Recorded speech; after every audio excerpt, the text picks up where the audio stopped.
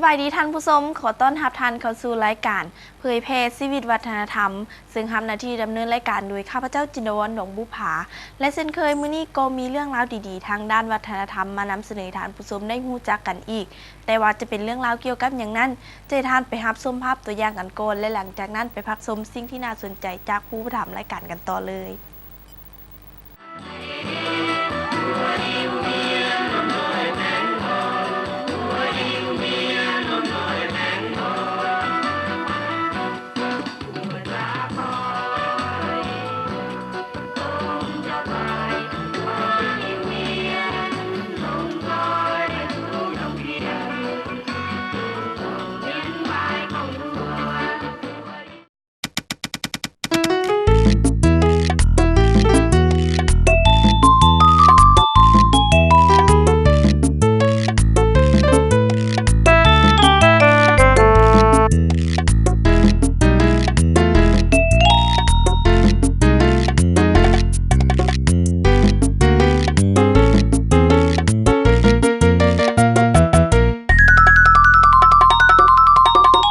ศูนย์การค้า Planet Center ความสุขทั้งครอบครัว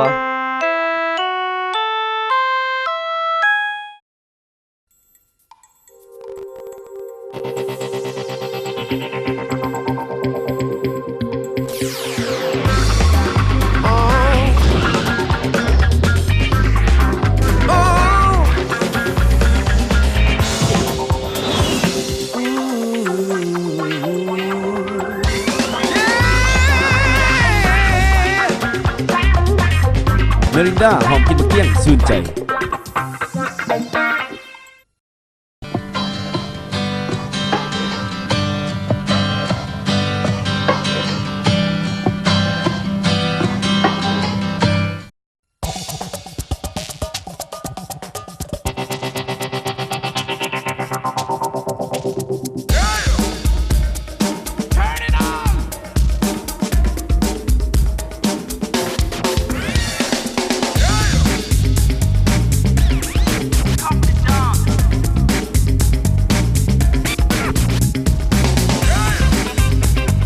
เมรินดาหอมกินเกี้ยงชื่นใจ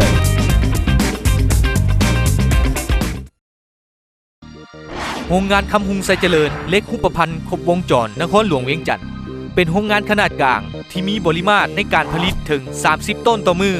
มีคุณภาพระดับสากลเหมาะสมในการประกอบและติดตั้งโครงหลังคาทุกชนิดหรืองานเล็กอื่นๆเป็นผลิตภัณฑ์ภายในว่องไวในการบริการราคาขายจากโรงงานมีให้ทานเลือกหลายขนาดและทรงตามความต้องการสนใจติดต่อที่ห้างคำหุงไซเจริญขายเล็กหูปพันธ์ทุกชนิดหรือพัวพันธ์ได้ที่ห้องการตัวแทนจำหน่ายข้างสถานีโทรภาพลาวสตาร์ชแนลติดกับปั๊มน้ำมันเตซีถนนกำแพงเมืองบ้านพ้นปะเป้าทงเมืองศรีสัตนานครหลวงเวียงจันทน์หรือสาขาจำหน่ายทั่วประเทศโทรศัพท์หมายเลข020 5512 137 020 5504 695 021 351 304โรงงานคำหุงไซเจริญตัวแทนจำหน่ายเล็กหูปพันธ์ครบวงจรมีความภูมิใจที่ทานมาใส่ผลิตภัณฑ์ภายในและก็กลับมาในยามนี้ซึ่งว่าพวกเขามีรายละเอียดเกี่ยวกับชีวิตและวัฒนธรรมของชนเผ่าอิวเมียนอยู่ที่บ้านจุงกาเมืองสิงห์แขวงหลวงน้ำทาซึ่งว่าวัฒนธรรมของเพิ่นจะมีขึ้นในใดๆนั้นตอนนี้เราไปรับชมภาพกันเลย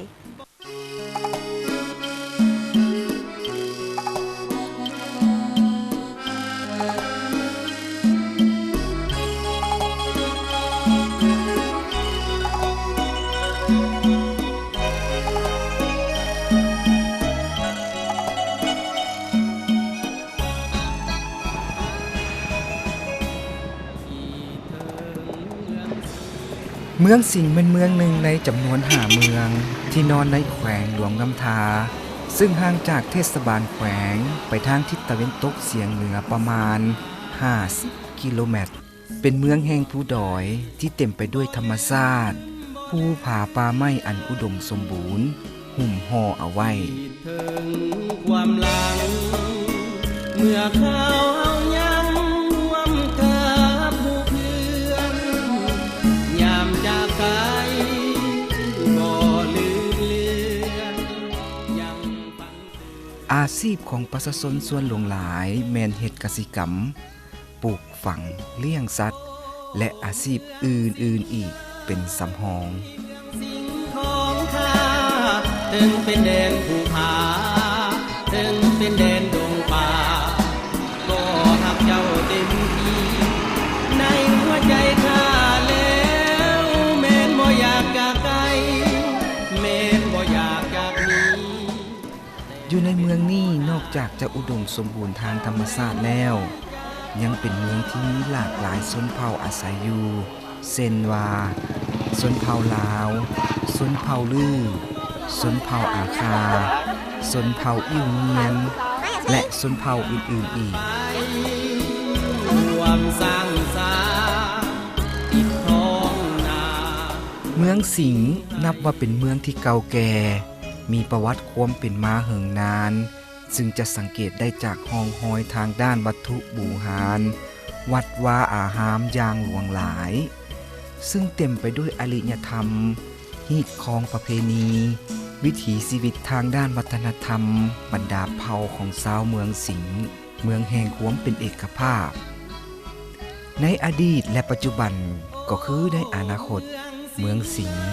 ก็ยังเป็นเมืองที่ได้นามบัญญัติว่าเป็นเมืองอู่ข้าวอู่ป่าประชาชนดุมันและองอาจกล้าแกนบ่ยอมจำนนมีความหักแพงสามัคคีช่วยเหลือซึ่งกันและกันพร้อมพากันพัฒนาสร้างบ้านแปลงเมืองให้เจริญรุ่งเรือง แต่เป็นเพราะหน้าที่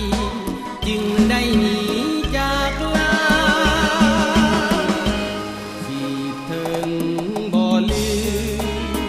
ที่ถึงบ่เลือนเมื่อยามจากมาอยากกลับไปรวมสร้าง ปัจจุบันเมืองสิงห์ได้มีการเปลี่ยนแปลงในหลายๆด้านเส้นทางคมนาคมก็มีการก่อสร้างคืนใหม่เฮ็ดให้สะดวกในการขนส่งและไปมาค้าขายเมืองซานบ้านซอง ตลอดห้านค้าไฟฟ้าน้ำประปาก็ได้สร้างและขยายขึ้นตื่นเฮ็ดให้ภาพพจน์ของเมืองสิงห์สะอาดงามตาเป็นตาท่องเที่ยวและก็บวกใส่ทิวทัศน์ทางด้านธรรมชาติก็คือทางด้านวิถีชีวิตวัฒนธรรมฮีตของประเพณีแต่ละปีมีนักท่องเที่ยวเข้ามาเที่ยวหลายสามารถสร้างรายรับถึง $27,116 ทั้งหมดนั่นเป็นสาเหตุให้ชีวิตการเป็นอยู่ของชาวเมืองดีขึ้นเป็นลำดับในโอกาสที่ทางทีมงานรายการเผยแพร่ชีวิตวัฒนธรรมของแผนกส่งเสริมบ้านวัฒนธรรมและประเพณีกรมวัฒนธรรมมหาชนกระทรวงแถลงข่าวและวัฒนธรรมได้ลงไปเก็บกำข้อมูลและถ่ายทำรายการครั้งนี้ก็ได้ไปฮอดไปถึงบ้านจงกาเมืองสิงห์ซึ่งเป็นบ้านของชนเผ่าอิวเนียน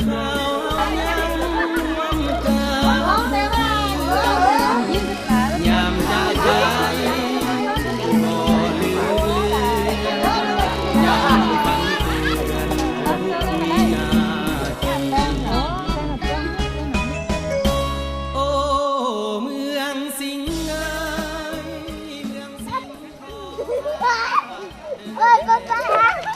บ้านจงกาแม่นบ้านหนึ่งที่ขึ้นกับเมืองสิงห์แขวงหลวงน้ำทาตั้งอยู่ห่างจากเทศบาลเมืองสิงห์ไปทางทิศตะวันออกประมาณ 5-7 กิโลเมตรเป็นบ้านของชนเผ่าอิวเนียนอาชีพต้นต่อแม่นเฮ็ดไร่เฮ็ดสวนเลี้ยงสัตว์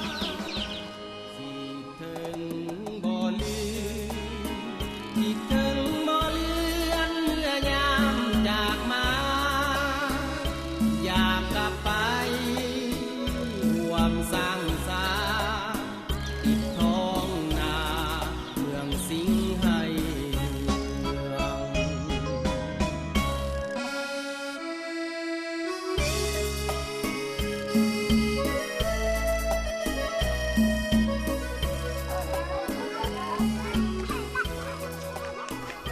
ชาวลาวเผ่าอิวเมียนเป็นคนดุมันขยันเพียรและมีความสามารถในการค้าขายมักความสะอาดมีน้ำใจกว้างขวางต่อแขกที่มาเยี่ยมยามเมื่อมีแขกมายาม ชาวบ้านจงกาเขาเจ้าจะมีนิสัยไมตรีจิตมิตรภาพเลิศซึ้งและจริงใจ มีความอ่อนน้อมถ่อมตนแสดงออกในรอยยิ้ม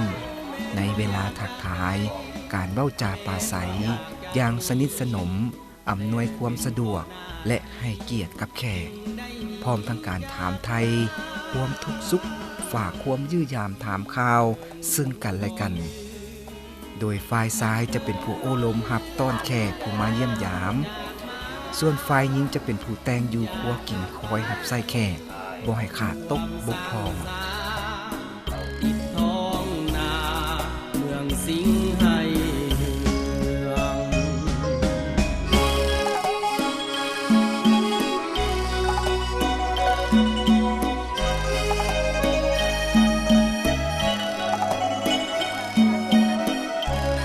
ข้าพเจ้าเองชื่อ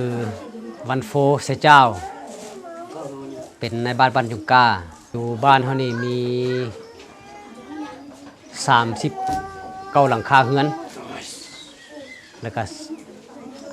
52ครอบครัวแล้วก็ประชากรอยู่ในบ้านนี่มีทั้งหมด239คนวันอาชีพต้นตอของชาวบ้านเฮานี่แม่นเฮ็ดนาเป็นอาชีพวันนี้สำห้องมันปลูกอ้อยปลูกผักแล้วก็เลี้ยงสัตว์วันนี้อยู่ในบ้านเฮานี่แม่นเผาอิวเมียนห้อยสันห้อยในต่อหน้าจะพยายามพัฒนาเกี่ยวกับด้านชีวิตการเป็นอยู่ของชาวบ้านเนาะแล้วก็การแบบว่าทำมาหากินแล้วก็เรื่องรักษาหีดของประเพณีให้มันได้คือระยะผ่านมาบ่ให้ปะบ่ให้ทิ่มจะสร้างเป็นบ้านเป้าหมายที่ว่าบ้านวัฒนธรรมที่ดีแหละผ่านมาก็มีอยู่มี3ครอบครัววัฒนธรรมที่ดีมันมี3ครอบครัวอยู่บ้านเรา เป็นจังไดท่านผู้ชมก็ได้พูดเรื่องราวบางส่วนของชนเผ่ายูเนียนกันไปแล้ว แต่ว่าเฮายังมีให้ท่านผู้ชมได้รู้จักกันอีกในระยะต่อไป ตอนนี้เจอทันไปพักชมสิ่งที่น่าสนใจจากผู้ทำรายการกันก่อน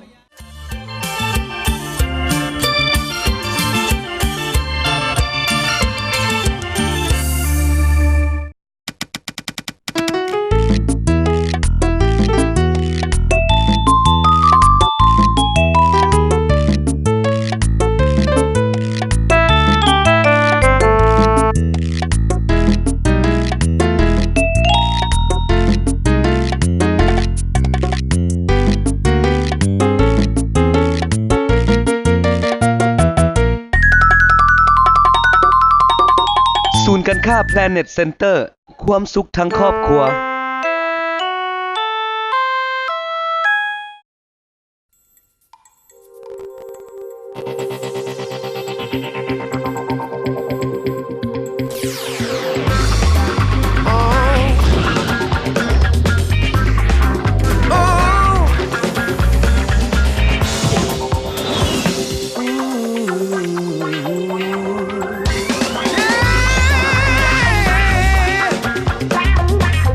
เมรินดาหอมกินมะเกี้ยงชื่นใจ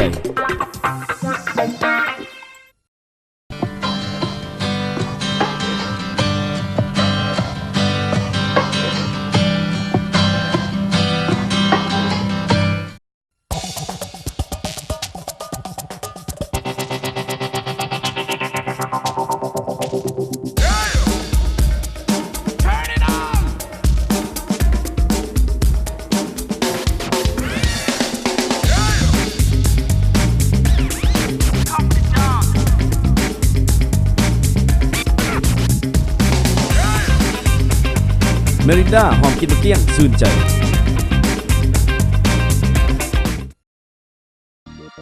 โรงงานคำหุงไซเจริญเล็กหุบพันธ์ครบวงจรนครหลวงเวียงจันทน์เป็นโรงงานขนาดกลางที่มีปริมาตรในการผลิตถึง30ต้นต่อมือมีคุณภาพระดับสากลเหมาะสมในการประกอบและติดตั้งโครงหลังคาทุกชนิดหรืองานเล็กอื่นๆเป็นผลิตภัณฑ์ภายในว่องไวในการบริการราคาขายจากโรงงานมีให้ทานเลือกหลายขนาดและทรงตามความต้องการสนใจติดต่อที่ห้านคำหุงไซเจริญขายเล็กหูประพันธ์ทุกชนิดหรือพัวพันได้ที่ห้องการตัวแทนจำหน่ายข้างสถานีโทรภาพลาวสตาร์ชแนลติดกับปั๊มน้ำมันเตซี ถนนกำแพงเมืองบ้านพ้นปะเป้าทงเมืองศรีสัตนานครหลวงเวียงจันทน์หรือสาขาจำหน่ายทั่วประเทศโทรศัพท์หมายเลข 020 5512 137 020 5504 695 021 351 304โรงงานคำหุงไซเจริญตัวแทนจำหน่ายเลขรูปพรรณครบวงจรมีความภูมิใจที่ทานมาใส่ผลิตภัณฑ์ภายใน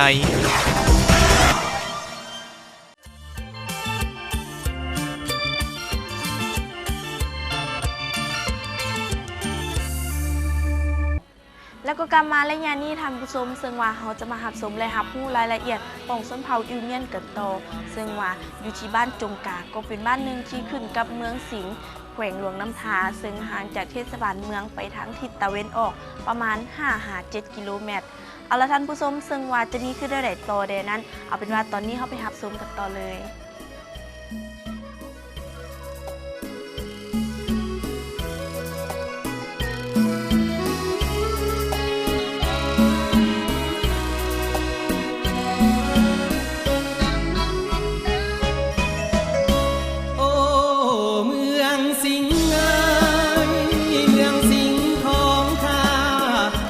เป็นแดนภูผาถึงเป็นแดนดงป่าก็หักเจ้าเต็มที่ในหัวใจข้า ประวัติความเป็นมาของชนเผ่าอิวเมียนบ้านจงกามีถิ่นกำเนิดมาจากประเทศจีนโดยได้กระจายอยู่เขตมณฑลกวางสีหูหนานและกุ้ยโจวส่วนหลายจะอยู่ตามภูเขาอิงตามตำนานเล่าว่าหมาห้าสีซื่อพันหูบางตำนานกล่าวว่าเป็นหมามังกรสีเหลืองอาสาปราบกบฏได้สำเร็จและได้เข้าพิธีสมรสกับธิดาของจักรพรรดิแล้วพาธิดาไปอยู่ภูเขาที่ห่างไกลต่อมาได้ให้โอรส6 องค์และธิดา6 องค์ซึ่งกลายเป็นตระกูลของคนอิวเมียน12 ตระกูลตามหนังสือบันทึกบอนฝังศพบรรพบุรุษของชนเผ่าอิวเมียนกล่าวบอกว่าบรรพบุรุษของเขาเจ้าอยู่มณฑลกวางสีและได้กระจายไปอยู่ทั้งในมณฑลยูนานและประเทศอ้อมข้างต่างๆส่วนหนึ่งก็อพยพเข้ามาอยู่แขวงหลวงน้ำทาสาธารณรัฐประชาธิปไตยประชาชนลาวเมื่อ150 ปีที่ผ่านมาโดยอาศัยอยู่บริเวณเมืองสิงห์สาเหตุก็มาจากการซอกบอนดำรงชีวิตที่มั่นคง บ่อนเคยพักพิงบ่อนเคยอาศัยยามจากลาสุดอาลัยสุดห่วงใยบ่ลืมบ่เลือนคิดถึงความหลังเมื่อเขายังห่วงชาวเผ่าอิวเมียนนิยมตั้งบ้านเฮือนในบอนที่สูงกว่าระดับน้ำทะเลประมาณ 1,500 เมตรแต่ปัจจุบันนี้ชาวเผ่าอิวเมียนบางกลุ่มจะอาศัยอยู่บริเวณทงเพียงเพราะขึ้นกับความสะดวกในการประกอบอาชีพทำมาหากินเฮือนของชนเผ่าอิวเมียนในเมื่อก่อนแม่นนำใส่วัตถุดิบจากธรรมชาติเป็นส่วนใหญ่เป็นต้นตอเฮือนไม้จิ๋งไม้ป้องมุงด้วยหญ้าคาใบหวายใบข้อนำมาปุกตูบปุกเหล้าเข้าลักษณะของเฮือนเป็นเฮือนสูดินและมักจะหันหลังใส่โนนภูพอมาถึงปัจจุบันนี้ก็ค่อยๆพัฒนาขึ้นเทือละก้าวเส้นว่าปุกเฮือนห้านมุงสังกะสีกระเบื้องแอมด้วยไม้แป้นก่อด้วยดินจีคือกับเฮือนของชนเผ่าลาว เมืองสิงห์ให้เมือง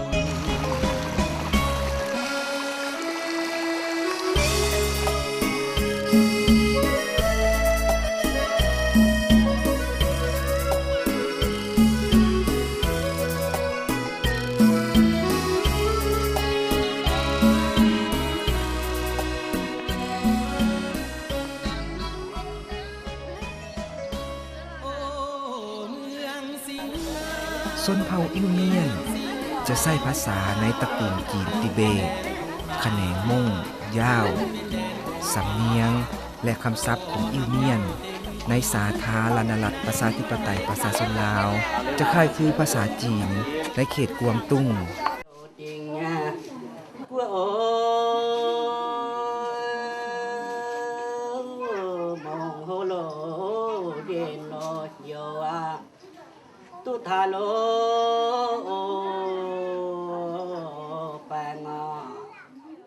โดยเฉพาะบทสูตรในพิธีเลี้ยงผีจะมีสำเนียงแบบจีนกวางตุ้งชาวลาวเผ่าอิวเมียนเขียนภาษาของเผ่าตนเองด้วยอักษรจีนกวางตุ้งซึ่งในปัจจุบันยังมีเฒ่าแก่อาวุโสของบ้านจำนวนหนึ่งที่ยังสามารถอ่านสามารถเขียนประวัติการกำเนิดบันทึกเหตุการณ์การเคลื่อนไหวต่อสู้ในการตั้งถิ่นฐานของตระกูลชนเผ่าของตนได้ส่วนคนฮุนลุงแล้วก็ได้ศึกษาทำเรียนภาษาลาวก็คือภาษากลางของชาตินับแต่ประเทศชาติได้รับการสถาปนาเป็นสาธารณรัฐประชาธิปไตยประชาชนลาว ความหลังเมื่อเขาเอายังร่วมกับหมู่เพื่อนยามจากไกลบ่ลืมเลือนยังฝันเตือนทุกวินาทีโอ้เมืองสิงห์ ครอบครัวของชนเผ่าอิวเมียนเป็นครอบครัวที่ขยายสมาชิกในครอบครัวหลายเพราะว่าเขาเจ้าถือเรื่องแรงงานเป็นสำคัญหัวหน้าครอบครัวคือผู้ชายที่อาวุโสสุดอาจจะเป็นปู่หรือพ่อที่มีลูกชายคนใหญ่เป็นผู้สืบตระกูลต่อไปเมื่อมีการแต่งงานฝ่ายชายจะเสียค่าสินสอดและค่าใช้จ่ายต่างๆส่วนผู้หญิงชนเผ่าอิวเมียนจะออกจากตระกูลของตนเองในเวลาเอาผัวแล้วส่วนผู้หญิงชนเผ่าอิวเมียนจะออกจากตระกูลของตนเองในเวลาเอาผัวแล้วไปใส่น้ำสกุลของผัว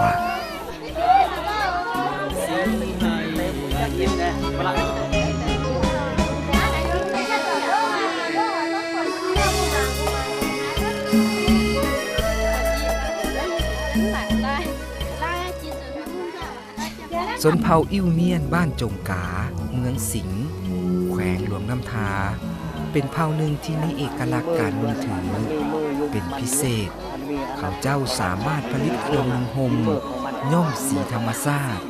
ตัดเย็บส่งเสื้อด้วยสีมืออันปราณีตทุ่มตนเองและมีสายเสียงในการยิบแซว คือว่าบ่พร้อมกันมันมีปืนไว้แล้วเบิ่งไปแล้วพี่ได้มันให้มีมือของมันแล้ว ในหัวใจข้าแล้วแม่นบ่อยากจากไกลแม่นบ่อยากจากนี้แต่เป็นเพราะหน้าที่จึงได้หนีจากลาที่เถิงบ่ลืมที่เถิงบ่เลือนได้เลี้ยงที่บ้าน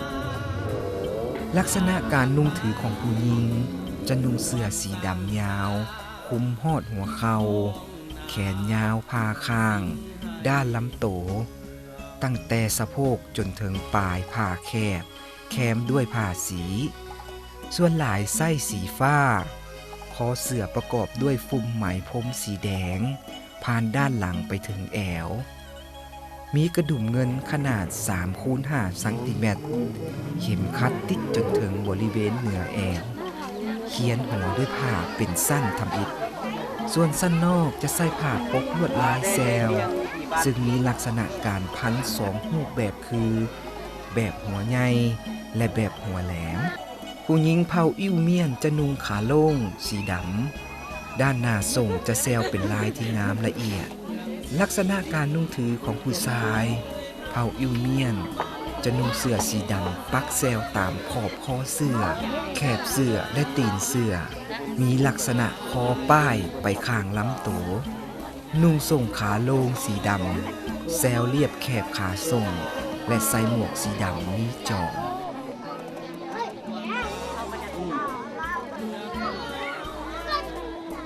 การนุ่งถือของชนเผ่าอิวเมียนส่วนใหญ่จะนับถือบรรพบุรุษ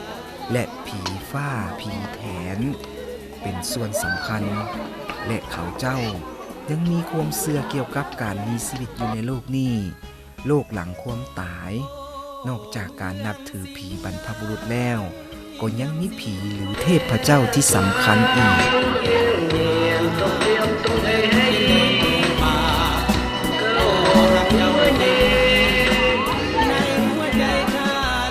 บ้านจงกาเมืองศรีแขวงหลวงน้ำทาถึงจะเป็นบ้านบ่ใหญ่ก็ตามแต่ชาวบ้านจงกาก็ได้ดำรงชีวิตด้วยความสันติสุขอยู่ร่วมกันอย่างมีไมตรีจิตมิตรภาพอันเป็นมูลเชื่อมาแต่ดึกดำบรรพ์ของเผ่าในปัจจุบัน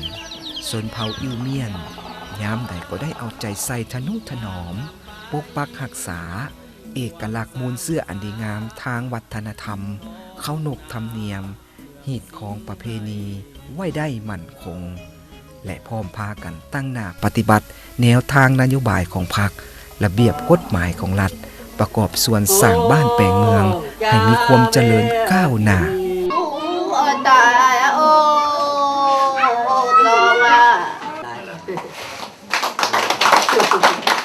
ในมื้อนี้โอกาสดีเนาะเพิ่นได้มาแต่กระทรวงเนาะเพิ่นลงมามีเมืองแดก็มา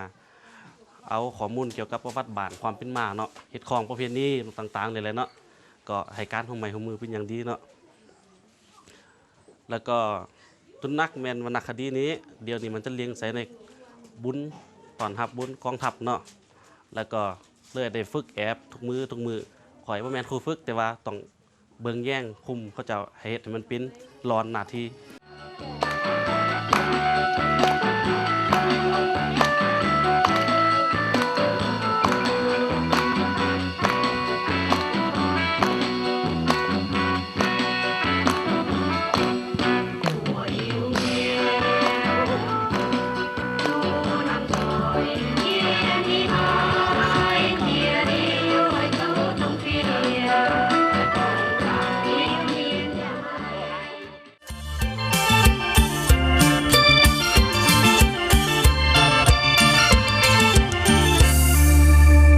จึงในท่านผู้ชมได้เห็นวิธีการดำรงชีวิตและวัฒนธรรมของชนเผ่าอิวเมียนอยู่ที่บ้านจงกาเมืองสิงห์แขวงหลวงน้ำทากันแล้วซึ่งว่าบ้านจงกานี้ถึงว่าจะเป็นบ้านที่บ่ใหญ่แต่ว่าประชาชนเพิ่นก็มีการดำรงชีวิตอย่างมีความสุขและมีไมตรีจิตมิตรภาพที่มีมูลเชื่อมาตั้งแต่ดึกดำบรรพ์กันแล้ว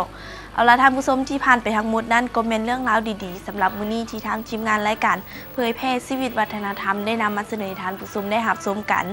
และมาวันนี้เวลาของทางรายการก็ได้หมดลงแล้วเช่นเคยนั้นก็ต้องขอบใจกับผู้ทำรายการของพวกเราด้วยดีตลอดมานั่นก็คือรัฐวิสาหกิจน้ำมันเสื่องไฟลาวศูนย์การค้าเพเน็ตเซ็นเตอร์บริษัทน้ำหวานลาวจำกัดและโรงงานเล็กเซ็นหุบประพันธ์คำหุงไซเจริญและสุดท้ายนี้ก็ต้องขอบใจกับท่านผู้ชมทุกท่านที่ให้เกียรติติดตามรับชมรายการของพวกเขาสำหรับมื้อนี้จินวันหนองบุผาพร้อมด้วยทีมงานรายการก็ต้องขอลาท่านผู้ชมไปก่อนสบายดี